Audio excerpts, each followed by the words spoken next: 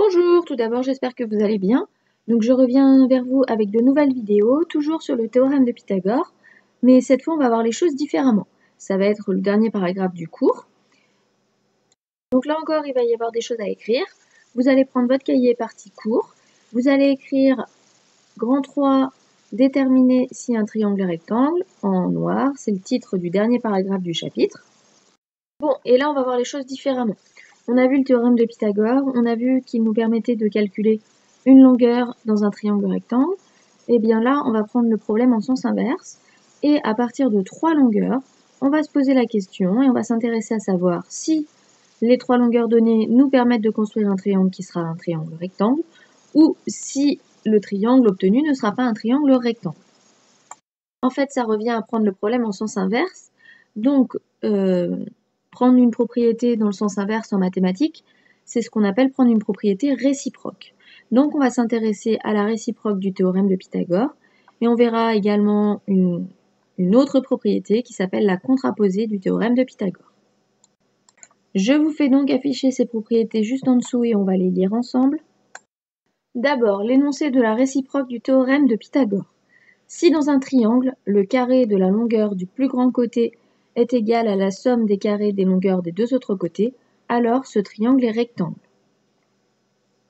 On s'aperçoit que finalement cette phrase, cette propriété, c'est ni plus ni moins que le théorème de Pythagore pris dans le sens inverse, c'est-à-dire par la fin, à remonter vers le début. Bon bah en fait c'est ce qu'on appelle la réciproque du théorème de Pythagore. On va maintenant lire la deuxième. La deuxième, c'est ce qu'on va appeler la contraposée du théorème de Pythagore. Alors c'est parti. Si dans un triangle, le carré de la longueur du plus grand côté n'est pas égal à la somme des carrés des longueurs des deux autres côtés, alors ce triangle n'est pas rectangle. On s'aperçoit que par rapport à la réciproque du théorème de Pythagore, la différence c'est qu'il n'y a pas égalité et donc il n'y a pas de triangle rectangle. En fait, c'est une phrase négative de la réciproque, c'est la négation de la réciproque.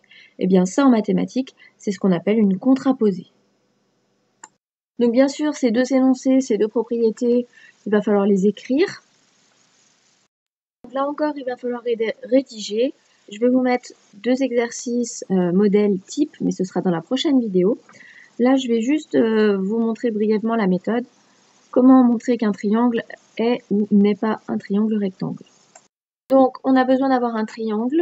Ici, soit ABC un triangle dont le plus grand côté est BC. On fait pour savoir s'il est rectangle ou pas. D'abord, on va calculer la longueur BC au carré. Ensuite, et de façon séparée, on va calculer AB au carré plus AC au carré. Mais vraiment séparés.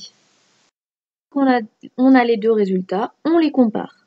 Si BC au carré est égal à AB au carré plus AC au carré, s'il y a égalité, la réciproque du théorème de Pythagore nous permet de conclure que le triangle est rectangle. Si au contraire les deux résultats obtenus sont différents, si BC au carré n'est pas égal à AB carré plus AC carré, eh bien c'est la contraposée du théorème de Pythagore qui nous permet de conclure que le triangle n'est pas rectangle. Là encore, on pense à noter la méthode. En dessous de réciproque et contraposée, toujours partie court, on écrit ce qu'il y a affiché actuellement. Je m'arrêterai là pour la partie théorique. On va voir dans la vidéo suivante deux exemples de comment utiliser, comment rédiger avec la réciproque du théorème de Pythagore et la contraposée du théorème de Pythagore.